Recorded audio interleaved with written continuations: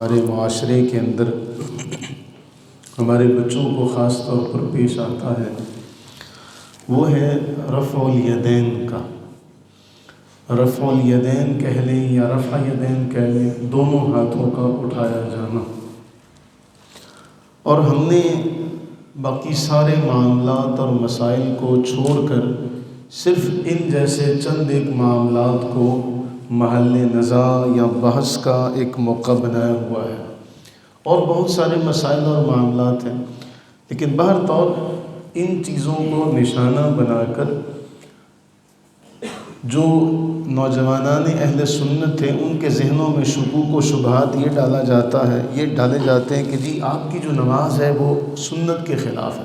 مثلا انہی دنوں ایک ویڈیو وائرل ہو رہی ہے، جی ہمیں تو ساری زندگی پتہ نہیں چلا کہ ہم ساری زندگی وطر غلط پڑھتے رہے۔ تو یہ جو طریقہ تبلیغ ہے ہمیں اس سے اختلاف ہے۔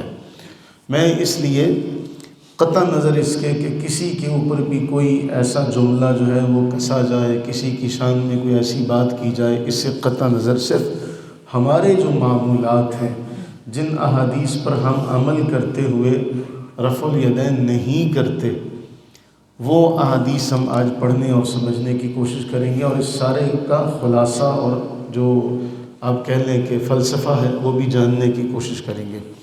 یہ ابن ماجہ کی روایت ہے جو آپ کے سامنے ہے۔ ابن ماجہ کی یہ روایت نمبر ہے 861۔ اس روایت میں یہ ہے، اور یہ روایت جو ہے شیخ البانی نے اس کو صحیح کہا ہے۔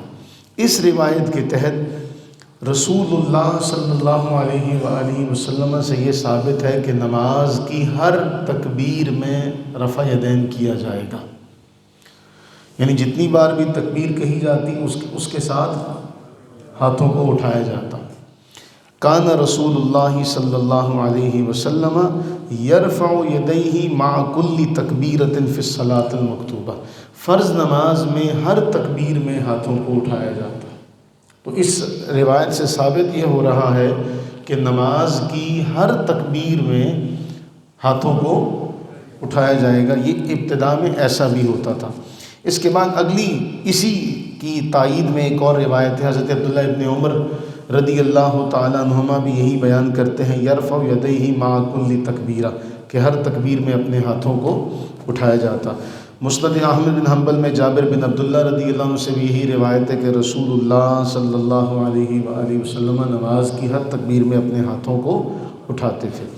اسی طرح ایک اور موقع شرح مشکل الآثار اور حدیث نمبر ہے 5831، حضرت عبداللہ ابن عمر رضی اللہ تعالیٰ عنہما سے یہ روایت ہے کہ رسول اللہ صلی اللہ علیہ وآلہ وبارک وسلم نماز کی ہر تکبیر میں اوپر اٹھتے ہوئے، نیچے جاتے ہوئے، رکوع میں، سجدے میں، قیام میں، اور دونوں سجدوں کے درمیان بھی رفع یدین کرتے تھے۔ پہلی روایت ہم نے کیا پڑھی؟ ہر تکبیر کے ساتھ رفع یدین۔ یہ جو روایت آپ کے سامنے ہے اس میں یہ ہے کہ دونوں سجدوں کے درمیان بھی نبی صلی اللہ علیہ وسلم رفع یدین کرتے تھے، اور اسنادہ صحیح، یہ روایت بھی کیا ہے؟ صحیح ہے۔ اب ایک اگلا معاملہ آ جاتا ہے سنن ابن ماجہ کی حدیث نمبر 860۔ اس میں بھی یہی ہے کہ رسول اللہ صلی اللہ علیہ وآلہ وبارک وسلم افتتاح نماز میں رکوع کرتے وقت، سجدہ کرتے وقت آپ اپنے ہاتھوں کو اٹھاتے تھے۔ اب جو ہمارا جو عمل ہے وہ کیا ہے، جس پر ہم عمل کرتے ہیں، جو حدیث سے ہمارا عمل ہے، یہ یاد کر لیجئے گا۔ جس طریقہ حدیث پر ہم عمل کرتے ہیں، جس حدیث کے اوپر ہمارا اہل سنت کا عمل ہے، اہل سنت کا عمل ہے جامع ترمذی کی حدیث نمبر ہے 257، 257 نمبر۔ عبداللہ ابن مسعود رضی اللہ تعالیٰ عنہ اس کے راوی ہیں۔ عبداللہ ابن مسعود کون ہیں؟ ان کا تعارف آپ میں سے یاد ہوگا سب احباب کو، صاحب الوسادہ، تکیے والے، صاحب النالین، جوڑوں والے، صاحب السواک، مسواک والے، نبی صلی اللہ علیہ وآلہ وبارک وسلم کی خدمت اقدس میں لگاتار رہنے والے، عبداللہ ابن مسعود رضی اللہ عنہ فرماتے ہیں الا اصلی بکم صلاۃ رسول اللہ صلی اللہ علیہ وسلم، کیا میں تمہیں رسول اللہ صلی اللہ علیہ وسلم کی نماز نہ پڑھ کر دکھاؤں؟ فصلی فلم یرفع یدیہ الا فی اول مرہ، آپ نے نماز ادا کی سوائے پہلی بار کے دوبارہ ہاتھوں کو نہیں اٹھایا۔ کس کی حدیث ہے یہ؟ جامع ترمذی کی۔ راوی کون ہیں؟ حضرت عبداللہ ابن مسعود۔ آگے امام ترمذی فرماتے ہیں اس باب میں براء بن عازب رضی اللہ تعالیٰ عنہ سے بھی روایت ہے، اور حدیث ابن مسعود جو ہے یہ حدیث حسن ہے۔ ابن مسعود کی جو حدیث ہے یہ حدیث حسن ہے۔ فرماتے ہیں وَبِهِ يَقُولُ غیر واحد من اہل العلم من اصحاب النبی صلی اللہ علیہ وسلم والتابعین، رسول اللہ صلی اللہ علیہ وسلم کے صحابہ اور تابعین میں سے اکثر کا یہی قول ہے، اور تابعین بھی کا بھی یہی قول ہے، رسول اللہ کے اصحاب کا بھی یہی قول ہے، سفیان الثوری کا بھی یہی قول ہے، اہل کوفہ کا بھی یہی قول ہے۔ شیخ البانی نے اس حدیث کو بھی کیا کہا ہے؟ صحیح کہا ہے کہ حضرت عبداللہ ابن مسعود رضی اللہ عنہ نے نماز پڑھی اور سوائے پہلی بار کہ آپ نے دوبارہ اپنے ہاتھوں کو نہیں اٹھایا۔ یہی روایت جامع ترمذی کے بعد سنن ابو داؤد میں، سنن ابو داؤد کی حدیث نمبر ہے 748، اس میں بھی عبداللہ ابن مسعود کا یہی جملہ ہے جس میں آپ نے نماز پڑھی اور دوبارہ ہاتھوں کو نہیں اٹھایا۔ اس حدیث کو بھی شیخ البانی نے کیا کہا؟ صحیح کہا۔ اچھا، ہمارے لیے شیخ البانی رحمہ اللہ کا کہنا حجت نہیں ہے، یہ بھی ذہن میں رہے۔ یہ ہم آپ کے لیے جنہوں کو جو شیخ البانی کو اپنے لیے حرف آخر مانتے ہیں کہ جی البانی نے اگر اس کو صحیح کہا ہے تو ہم صحیح مانیں گے، ہمارے نزدیک یہ حجت نہیں ہے، لیکن ہم آپ کی تسلی کے لیے ان کا آپ کو خلاصہ ذکر کرتے ہیں کہ شیخ البانی نے جامع ترمذی کی روایت کو بھی صحیح کہا اور سنن ابو داؤد کی روایت کو بھی صحیح کہا۔ سنن ابو داؤد کی اگلی حدیث 751، اس میں بھی یہ جملہ ہے کہ آپ نے پہلی بار ہاتھوں کو اٹھایا، دوبارہ اپنے ہاتھوں کو نہیں اٹھایا۔ اس کو بھی شیخ البانی کیا کہہ رہے ہیں؟ صحیح کہہ رہے ہیں۔ اس کے بعد سنن نسائی کی، جامع ترمذی کی روایت ہو گئی، سنن ابو داؤد کی روایت ہو گئی دو، اس کے بعد سنن نسائی تیسری حدیث کی کتاب، اس کی حدیث نمبر ہے 1026، اور عبداللہ ابن مبارک، یاد رکھیے گئی ہے عبداللہ ابن مبارک اس حدیث کی سند میں، اس حدیث کے راوی ہیں، اس میں بھی یہی جملہ ہے کہ آپ نے سوائے پہلی بار کے اپنے ہاتھوں کو دوبارہ نہیں اٹھایا۔ اس حدیث کو بھی شیخ البانی کیا کہہ رہے ہیں؟ صحیح کہہ رہے ہیں۔ ہمیں تو ہم جب کہتے ہیں نا بھئی آپ اگر ہم سے یہ بحث کرتے ہیں تو ہم نے تو الحمدللہ اس مسجد میں شیخ البانی کی سلسلۃ الاحادیث الصحیحہ کا 3 سال درس دیا، ہم نے تو 3 سال ان کی کتاب کا درس یہاں پہ دیا۔ امام مالک جن کی تاریخ وفات، جن کا سن وفات ہے 179 ہجری، اور امام دار الہجرہ اپنی کتاب المدونہ میں ایک جملہ کہتے ہیں، اب اس کو ذہن میں رکھیے، یہ امام مالک کا جملہ ہے، المدونہ صفحہ 165 اور 166۔ اس کا ترجمہ میں آپ کو دکھا دیتا ہوں کہ امام مالک کیا فرماتے ہیں۔ امام مالک فرماتے ہیں میں نماز کی تکبیرات میں کسی جگہ رفع الیدین نہیں جانتا، نہ رکوع میں جاتے وقت نہ رکوع سے اٹھتے وقت، مگر صرف نماز کے شروع میں تکبیر تحریمہ کے وقت۔ امام مالک کے صاحب و شاگرد ابن القاسم فرماتے ہیں کہ رفع الیدین کرنا ضعیف ہے مگر صرف تکبیر تحریمہ میں۔ اب اسی سے ایک اور جملہ آگے میں بتاؤں، حضرت سیدنا علی بن مرتضیٰ رضی اللہ تعالیٰ عنہ کے حوالے سے بھی ملتا ہے۔ عبداللہ ابن مسعود ایک ہو گئے، براء بن عازب 2 ہو گئے، حضرت سیدنا علی بن مرتضیٰ رضی اللہ تعالیٰ عنہ، آپ جب نماز شروع کرتے تو صرف پہلی بار رفع یدین کرتے، دوبارہ اس کے بعد نہیں کرتے تھے۔ جنگ صفین میں جو اصحاب علی تھے وہ بھی رفع الیدین نہیں کرتے تھے۔ حضرت عبداللہ ابن مسعود اور حضرت علی بن مرتضیٰ دونوں کے جو شاگرد ہیں وہ بھی رفع یدین نہیں کرتے تھے۔ امام ابن ابی شیبہ المتوفیٰ 235 ہجری، امام بخاری اور امام مسلم کے استاذ ہیں، انہوں نے یہ روایت نقل کی کہ اصحاب عبداللہ اور اصحاب علی، یعنی ان کے شاگرد کون ہیں؟ تابعین، حضرت علی کے شاگرد ہوں، حضرت عبداللہ ابن مسعود کے شاگرد ہوں، وہ روایت کرتے تھے کہ سوائے پہلی بار کے دوبارہ اپنے ہاتھوں کو اٹھایا نہیں جائے گا۔ امام محمد جو 189 ہجری میں ان کی وفات ہے، انہوں نے بھی لکھا کہ حضرت علی المرتضیٰ رضی اللہ تعالیٰ عنہ اور آپ کے ساتھی اسی پر عمل کرتے تھے کہ سوائے پہلی بار کے اپنے ہاتھوں کو نہیں اٹھاتے تھے۔ عبداللہ بن مسعود ہو گئے، علی المرتضیٰ ہو گئے، برا بن عازب ہو گئے، چوتھے صحابی حضرت عبداللہ ابن عمر رضی اللہ تعالیٰ عنہما۔ امام طحاوی متوفی 321 ہجری، امام طحاوی فرماتے ہیں کہ جناب مجاہد جو عبداللہ ابن عمر کے شاگرد ہیں، وہ کہتے ہیں کہ میں نے عبداللہ ابن عمر کے پیچھے نماز پڑھی اور آپ نے سوائے پہلی بار کے اپنے ہاتھوں کو نہیں اٹھایا۔